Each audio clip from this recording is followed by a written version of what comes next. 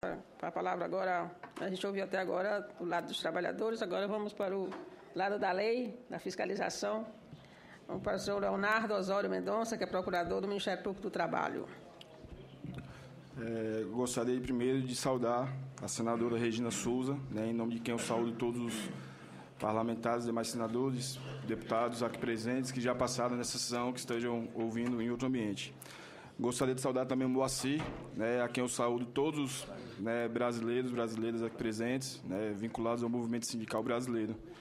Gostaria de saudar também os representantes da Nova Zelândia, e aí por um motivo especial que eu vou falar no final, vocês vão entender por que eu estou fazendo essa saudação especial aos representantes da Nova Zelândia, em nome de quem eu gostaria de saudar todos aqueles que vieram de tão longe, ou não tão longe assim, mas para participar desse evento. E, por fim, para completar essa parte inicial de saudação, eu gostaria de saudar e registrar a presença da doutora Margarete Matos, que é autora da ação que já foi citada aqui, do Ministério Público do Paraná, que trata da questão do trabalho dos adolescentes, do que eles fazem, da questão do desvio de função nas lojas da Arcos Dourados aqui em nosso país. Bom, eu queria deixar claro que o Ministério Público do Trabalho não é contra ninguém. Ele não é inimigo de ninguém. O Ministério Público do Trabalho, ele não é contra a empresa, quer seja ela pequena, média ou grande. O Ministério Público do Trabalho não é contra uma empresa do ramo de hotelaria, do ramo de agropecuária, de nenhum tipo de ramo. Agora, o Ministério Público do Trabalho é contra aquela empresa, quer seja brasileira, multinacional, pequena, média ou grande, que desrespeita a legislação de nosso país. O Ministério Público do Trabalho é contra as empresas que utilizam trabalho infantil, que utilizam trabalho escravo, que fraudam a legislação trabalhista. E, independentemente do tamanho, da origem, do poder, do que quer que seja, nós vamos tentar fazer do nosso trabalho. Como o senador Paim colocou anteriormente, e foi colocado também por outros membros da mesa, todos são bem-vindos ao nosso país. Nós somos um país acolhedor, o Brasil é um país que gosta de receber as pessoas. Mas quem vier aqui tem que saber que tem que respeitar a legislação que é feita por essa casa, pelos estados brasileiros e pela Câmara dos Deputados que representa o povo brasileiro. Quer ser, como eu disse, independentemente do seu porte. Bom, como os senhores sabem, a maioria pelo menos sabe, eu fui o autor da jornada que, pelo menos em tese, acabou com a jornada móvel variável no Brasil. Uma ação civil pública, não foi a primeira ação civil pública protocolada pelo Ministério Público do Trabalho, tenho que adiantar. Eu não sou, digamos assim, aquele que entrou com a ação ela foi feita por mais de 50 cabeças. Peguei modelo de colegas, procurei investigar o que o movimento sindical estava fazendo, tanto é que na própria ação eu menciono a realização de audiências públicas anteriores sobre o tema, que foram feitas aqui no Senado, na Câmara dos Deputados, na Assembleia Legislativa do Estado de São Paulo. E nessa ação, senadora, a empresa se comprometeu a acabar com a jornada móvel no Brasil em todas as suas unidades, a partir do final do ano de 2013. Nessa ação também, a empresa, em relação à jornada móvel, e aí relatando um pouco das angústias que os senhores têm, e foi relatado aqui por conta do peso, da importância da empresa, isso também me angustiou. Por quê? Porque não existe nada no Brasil que diga a jornada móvel variável é proibida, de forma direta. Mas, para mim, é muito claro. Para quem opera o direito, é muito claro. O doutor Calazan citou alguns artigos que fariam com que a jornada móvel variável não pudesse ser utilizada no Brasil. Nós temos no nosso Brasil, felizmente, um princípio que é vetor de tudo aquilo que qualquer operador de direito e qualquer pessoa deve pautar o seu dia a dia, que é o princípio da dignidade da pessoa humana. E uma jornada móvel variável, ao meu ver, ele viola o princípio da dignidade da pessoa humana, viola o outro princípio previsto em nossa Constituição, que é o princípio da valorização social do trabalho. E eu tinha um medo muito grande. Por quê? Porque a ação foi muito divulgada. E eu até brinquei que, do meu lado, do Ministério Público do Trabalho, eu poderia contratar, entre aspas, como eu contratei o Procurador-Geral do Trabalho, qualquer Procurador do Trabalho, e nós temos colegas muito melhor capacitados do que eu. Mas a empresa teria potencial para contratar os melhores advogados do Brasil, como ela já tinha feito. Ela tinha 2 pareceres, de 2 dos maiores juristas brasileiros do direito do trabalho brasileiro, dizendo que a jornada móvel variável poderia ser utilizada em nosso país. E eu tinha muito medo de que, com a repercussão dessa ação, um resultado negativo fizesse com que não só a Arcos Dourados e outras franquias da McDonald's utilizasse a jornada móvel, mas outras empresas também, aí sobre a chancela do judiciário, né, estou falando do caso de improcedência, também passassem a utilizar esse modelo que, para mim, é perverso, é indigno e deve ser extirpado não só no Brasil, mas em todo o mundo. E, né, felizmente, eu acho que tudo correu bem. Né, a empresa em que pese não reconhecer que a jornada móvel é variável, até por questões de que a mantém, se não em todos os países, na maior parte dos países em que ela opera, ela reconheceu em acabar com essa jornada móvel variável no Brasil. E reconheceu, sob pena de pagamento de uma multa de R$2.000 por mês por cada trabalhador em contrato de situação irregular. Só que esse acordo ele não prevê só isso, senadora. Ele prevê outras situações que a empresa desrespeitava a lei, como, por exemplo, não conceder o intervalo intra-jornada de pelo menos 1 hora. Né? Eu vi casos de um trabalhador que num dia tinha 10 minutos de descanso, no outro ele tinha 3 horas. Os senhores sabem por que isso funcionava. Eu até disse para o juiz na petição inicial que eu não saberia, que não era difícil imaginar, não precisava ser mágico para imaginar, que um dia o balcão estava cheio na hora do almoço e no outro dia o balcão estava vazio. Né? A empresa se comprometeu a respeitar o limite máximo de uma jornada de trabalho no Brasil. A CLT, já há bastante tempo, determina que o máximo de horas extras que pode ser feito em nosso país é de 2 horas extras por dia. E por quê? Porque o trabalhador, nós, ao contrário das máquinas, dos computadores, dos microfones, nós não somos máquinas. Nós cansamos, nós nos fadigamos, nós precisamos de descanso. A empresa também se comprometeu a, por exemplo, conceder um intervalo intra-jornada no meio da jornada de trabalho. E aí, lógico, a gente pode usar o bom senso e estipular. Se a pessoa tem uma jornada de 8 horas, ela pode parar depois de 3 e até a 5ª hora, eu acho que estaria dentro do bom senso. Mas não pode mais acontecer, pelo menos em tese, aquilo que acontecia antes do empregado chegar para trabalhar e 1, 2, 3, 10 minutos, 5 horas depois, ter que parar para descansar. Né? Não era a fadiga do funcionário que determinava o período de descanso do funcionário. Era o movimento do balcão da empresa. E, no nosso direito, também existe um princípio que, como o lucro é da empresa, o risco do negócio também é da empresa. Ela que se adeque à realidade. O cliente que espere um pouco mais, caso não tenha funcionário. Ela que contrate mais, caso ela precise mais funcionários. E isso me angustiava bastante. Eu tinha muito medo, como eu disse ontem, medo de perder. E hoje, eu coloco para vocês, eu não estou me sentindo pressionado diretamente por ninguém, mas, ao mesmo tempo, eu me sinto. Eu me sinto pressionado, porque eu tenho um compromisso de que esse acordo, mais do que ninguém, eu posso falar sinceramente, várias pessoas aqui podem ter a mesma intenção que eu tenho, quererem que esse compromisso seja respeitado com a mesma intensidade, mas mais é difícil.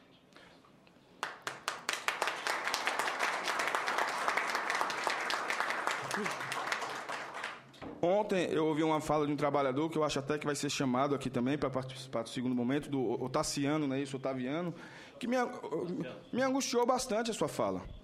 Porque o senhor colocou uma coisa que eu não estou dizendo que o senhor está errado, né, mas o senhor colocou que não queria que o seu filho trabalhasse na empresa. Eu acho que se o senhor coloca isso, o senhor como trabalhador, o senhor sabe o que quer ou não para o seu filho, nós como instituições, como poder, estamos falhando. Porque nós não podemos ter empresa no nosso país. A gente sabe que a palavra trabalho, ela vem do italiano, ela vem de um instrumento de tortura chamado tribalium, que é um instrumento de tortura. A gente sabe que o trabalho, lógico, é necessário, todos devemos ter, mas nós não podemos ter locais de trabalho, inclusive no Brasil, que tem uma legislação trabalhista forte, tem uma legislação trabalhista que deve ser respeitada. Nós não podemos ter locais de trabalho onde as pessoas vão trabalhar sem riso no rosto.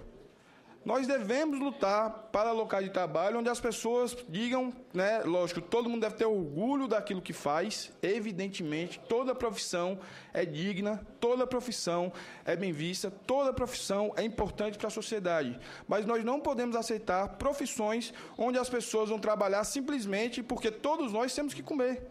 Nós temos que lutar por empregos dignos, nós temos que lutar por empregos decentes, nós temos que lutar pela felicidade de todos. Aquele que não é feliz no emprego, ele não vai ser feliz na vida, vai ter maior dificuldade de ser feliz na vida, por razões óbvias. por razões óbvias. Do mesmo jeito que nós não somos só um crachá, nós não somos só trabalhadores, nós também somos trabalhadores. Nós temos que buscar a felicidade plena. Então, quando o senhor me colocou aquilo, o senhor, sem querer, pode ter certeza que o senhor botou uma faca no meu pescoço. Né? E eu até agradeço, eu sei, eu já senti essa faca no pescoço, porque é importante que esse acordo seja cumprido. O próprio Ministério Público do Trabalho fez, não vou dizer uma propaganda, mas divulgou bastante aquilo que ele fez, então ele tem a obrigação de mostrar um resultado para a sociedade, porque um papel onde diz que a empresa não pode mais cumprir a jornada móvel variável sob pena de pagamento de multa, ele não diz nada. O que vai me dizer é se a empresa realmente está cumprindo. E eu garanto aos senhores, eu não tenho a mínima intenção de executar essa empresa daqui a 1, 2, 3 anos, ou onde quer que seja, em 100 milhões de reais. Mas quem vai me dizer se o Ministério Público vai executar essa empresa ou não sou eu, é a empresa. O acordo ele é muito claro. O acordo ele é direto. Então, se a empresa quiser ser multada, paciência. E aí eu lembro, senadora, que a multa é de 2 mil por irregularidade. Não é que se a empresa violou os 10 itens, ela vai pagar 2 mil reais, não, por trabalhador. Se ela violar os 10 vezes 2 mil, 20 mil. O que faz com que hoje um custo em potencial do trabalhador da empresa no Brasil, infelizmente, por lei, essa multa não vai para o trabalhador, porque se fosse, ficaria muito mais fácil até de fiscalizar, seria o interessante isso, porque a gente não quer que a legislação seja cumprida. Mas o que torna esses 20 mil reais, mais o custo do trabalhador, com que, em potencial, o custo do trabalhador brasileiro seja maior, inclusive, do que os $15 que se busca lá fora. Né? Apesar de, no nosso país, o salário, infelizmente, ser bastante baixo, e, infelizmente, ainda, e aí eu faço uma crítica construtiva, mas hoje, por exemplo, o Tribunal Superior do Trabalho tem entendimento que se pode pagar menos do que o mínimo se você trabalhar uma relação de horas de menos de 220 horas por mês.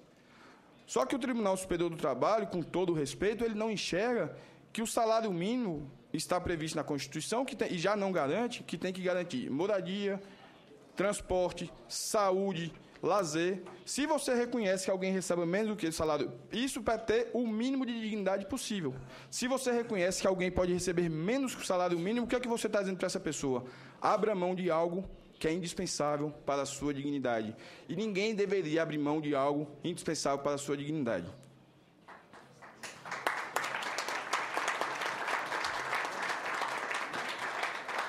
Eu lembro que, quando eu estava preparando a ação, né, ela começou com uma denúncia de 3 itens, que 2 sequer foram provados, que era a ausência de carteira e a não concessão de férias. Pode até ter, mas eu não consegui provar. Isso se transformou numa ação de 15, 16 pedidos. E eu lembro que, em determinado momento, eu disse, para, chega, eu não posso investigar mais alguma coisa, porque se eu começar a investigar, eu não termino nunca. Era a sensação que me deu. Eu estou num buraco sem fim, infelizmente. Mas eu tenho que parar, porque eu precisava parar, porque eu precisava botar no papel aquilo que eu estava pensando.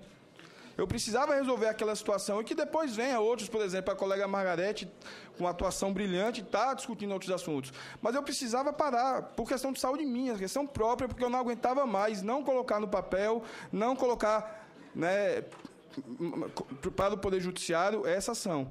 E aí é importante a gente registrar, né, que a juíza que recebeu o processo, a doutora Virgínia Sabaia, hoje está aposentada, ela foi muito sensível, ela concedeu a liminar, ela fez o trabalho que tinha que fazer, assim como eu acho que eu fiz, não fiz favor a ninguém, como também acho que ela não fez, mas eu acho que ela fez o trabalho dela muito bem feito. Tanto é verdade que é uma ação que foi protocolada, e a gente escuta no nosso país que, por conta dos recursos judiciais, uma ação demora 10 anos. Era uma ação que eu esperava que demoraria 10 anos. E é uma ação que 80% dela foi resolvida em menos de um ano. Muito por conta, eu acredito, da própria ação, do próprio teor da ação inicial, da ação civil pública, muito por conta da pressão que foi feita, né, de sindicatos, de imprensa, da própria sociedade, mas também tenho que registrar aqui, não posso deixar nunca de esquecer a firmeza, a correção e a sensibilidade da juíza Virgínia Lúcia de Sabaia. Bom, eu vou tentar ser rápido. Eu tinha mais eu acho que se desse mais umas 2 horas para falar, mas eu vou tentar ser rápido.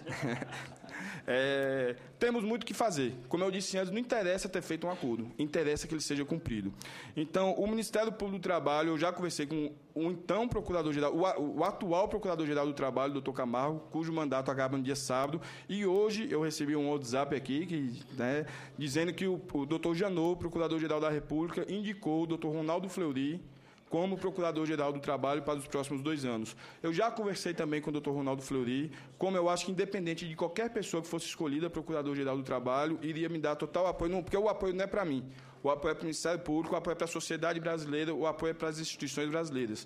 Então, nós vamos fazer uma força-tarefa, né, de 5 membros, eu já tenho 4 nomes, eu não gostaria de adiantar, porque não fechei o grupo, mas nós vamos fazer uma força-tarefa e vamos, sim, fiscalizar de uma forma muito firme esse acordo. E por quê? Porque eu não consigo só fiscalizar, porque eu estou tratando de uma empresa com 42 mil funcionários. Por mais que eu me dedique, e eu tenho outras coisas para fazer, por mais que eu me dedicasse, né, se eu me tornasse um trabalhador escravo, trabalhando 24 horas por dia só nisso, eu ainda trabalharia com amostragem. E nós não podemos trabalhar com amostragem. E aí é o que eu coloco a importância muito grande dos sindicatos. Os sindicatos sabem do acordo, os sindicatos sabem daquilo que a empresa tem que cumprir. Então, os sindicatos têm que denunciar ao Ministério Público, ao procurador local, denunciar ao Ministério Público do Trabalho em Pernambuco. O número do procedimento é o 1675/2012, para que nós podemos saber, por exemplo, onde são os maiores problemas, para que nós possamos cobrar da empresa o cumprimento daquilo que ela se obrigou perante o Poder Judiciário brasileiro. Né, dentro desse trabalho que nós iremos fazer, iremos procurar apoio de outros órgãos, né, estou aqui colocando a importância do trabalho das entidades sindicais. Tá, vamos procurar o apoio de Ministério do Trabalho e Emprego e tentar conseguir, sim, que esse acordo ele seja de fato cumprido.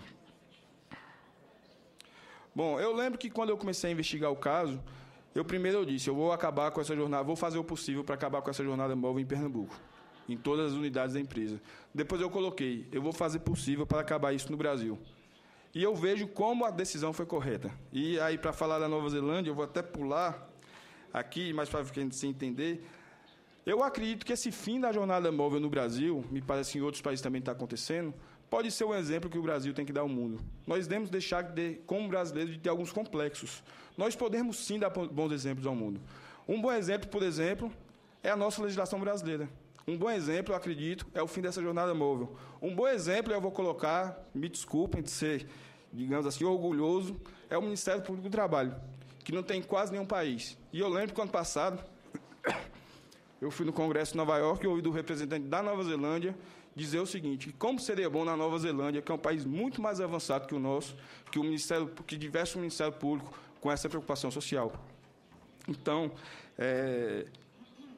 queria colocar essa mensagem e algo que eu não tinha pensado, mas ontem, aí só 30 segundos, ontem eu recebi um e-mail de alguém, tudo que se aparece na mídia sobre McDonald's, assim, no Brasil eu recebo, que a McDonald's, pelo menos, saiu na revista Veja, que ia entregar um manual de boas condutas e daquilo que ela faz para os seus funcionários aos senadores. Perguntei ao senador Paulo Paim, ele disse que ele não recebeu ainda, mas pode ter recebido no gabinete.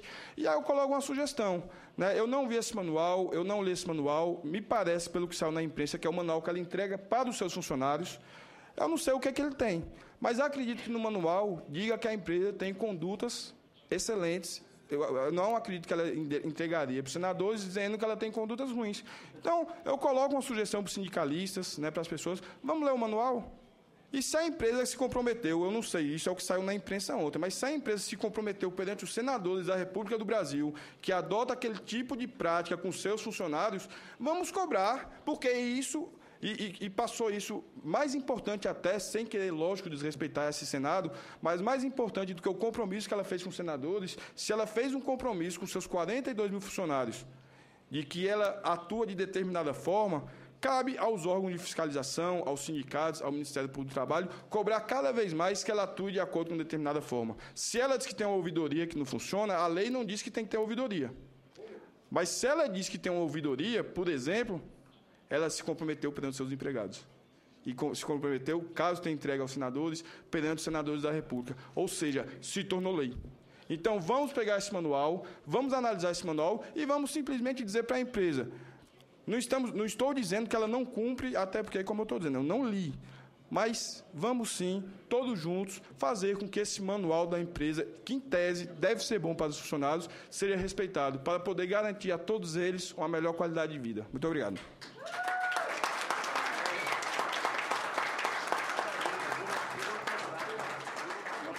Eu não sei, eu recebi, mas não li. Mas isso é uma veja.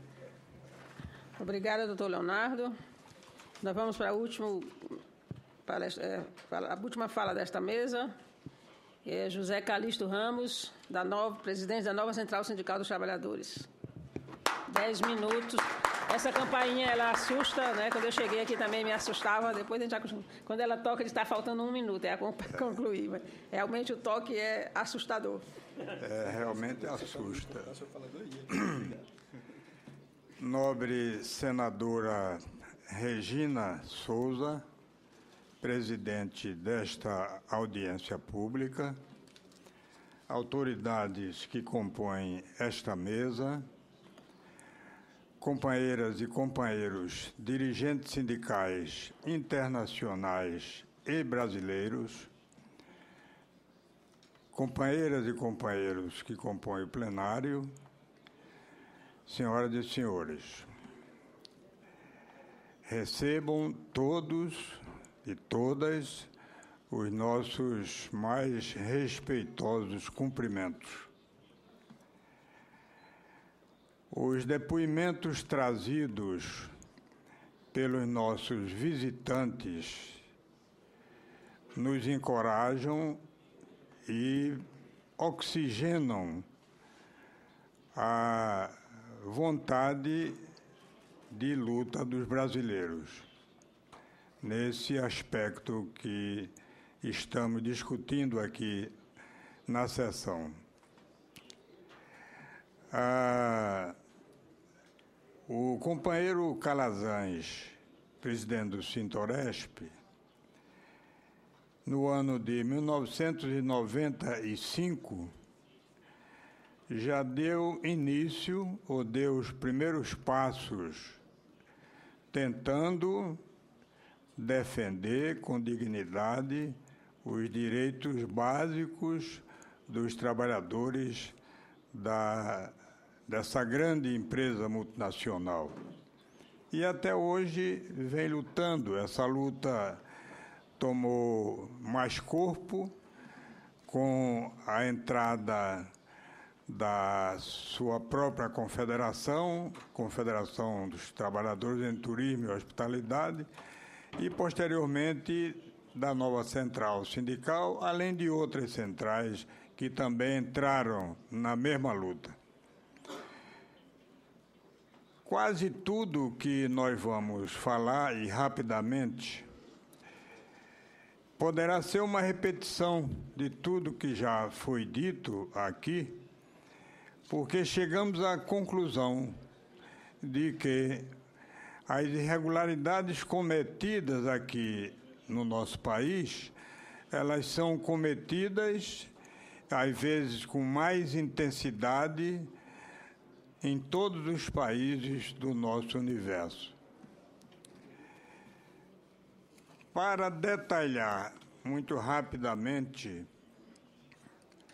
o comportamento dessa grande empresa, mostrar um pouco das suas violações trabalhistas, nós incluímos aqui tudo o que nos foi informado: pagamento de salários inferiores ao mínimo estabelecido por lei, horas extras não remuneradas, supressão dos intervalos para descanso, indícios de fraudes nos olerites e no registro de horas trabalhadas, ausência de horários regulares. A empresa não apenas mascara a realidade dos trabalhadores, mas também faz com que executem funções para as quais não estão preparados ou preparadas. A empresa McDonald's impõe aos seus empregados o acúmulo de funções, quebrando o contrato de trabalho e prejudicando os direitos dos seus trabalhadores e, além disso, os funcionários ficam expostos a toda sorte de riscos pelo contato com agentes químicos, físicos e biológicos nocivos à saúde do ser humano, de qualquer trabalhador. Então, por aí, vê-se que a empresa tem duas faces. Uma face que ela mostra para o grande público, oferecendo o seu tipo de comida, aceita pela grande maioria da sociedade, especialmente dos jovens, e esconde a outra face escura, que é a face que representa os trabalhadores do outro lado do balcão. Então, por essas pequenas informações que nós trouxemos, que coincide praticamente com todos os depoimentos que aqui foram feitos e no congresso realizado ontem, aqui mesmo em Brasília. Não fora a insistência das entidades sindicais que representam esses trabalhadores e termos, com a devida vênia e com todo respeito, encontrado dentre o Ministério Público do Trabalho um procurador que resolveu enfrentar com toda a intensidade os absurdos cometidos por essas empresas. É exatamente o nosso procurador Leonardo, que está aqui, vocês acabaram de ouvir. Naturalmente, ele tem muito mais coisas para explicar, porque ele, além de ser um técnico, pela legislação brasileira, ele é um dos fiscais da lei. E o Ministério Público do Trabalho é, na verdade, o fiscal da lei, né?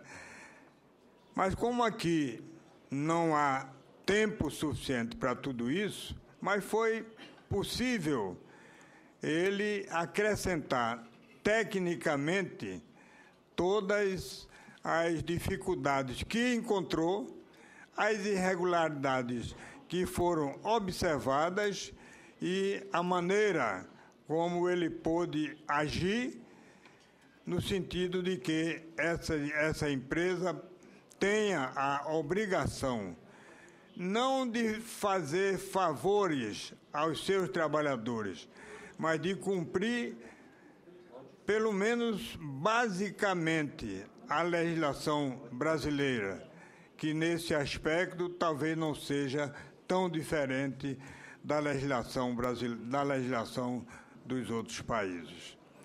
Então, esse momento, para nós, ele é de uma importância fundamental. E o oxigênio que vocês estão trazendo para nós, naturalmente, nos encoraja, como nós falamos no início. Aí eu vou fazer uma pequena lamentação, com a devida vênia da nossa presidente senadora que está presidindo esta sessão, senadora Regina. É pena que em audiências dessa natureza nós não tenhamos a participação de mais senadores. Eles precisavam, para poder ter uma avaliação, né, mais consistente, era ouvir realmente todas as informações e até as lamentações, né, as emoções que muitas delas trouxeram, para que pudesse fazer uma avaliação, né, perfeita e depois dar o seu apoio, que é indispensável para esse grupo de trabalhadores que está sendo apenas massacrado. Então, vejam bem que situação terrível nós encontramos ainda no cenário trabalhista mundial, digamos assim.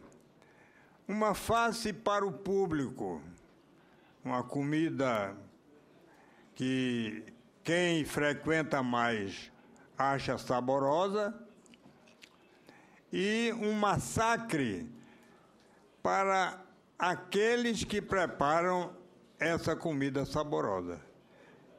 Quer dizer, eles não respeitam os seus próprios colaboradores.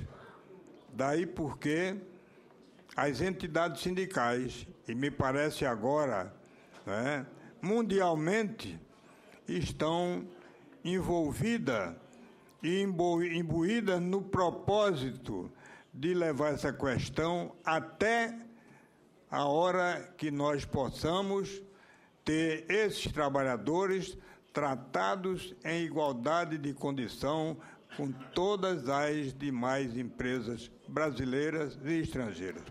Nós agradecemos, senadora, essa oportunidade e vamos, naturalmente, continuar com a nova Central Sindical de Trabalhadores à disposição dos companheiros de trabalhadores da McDonald's. Muito obrigado.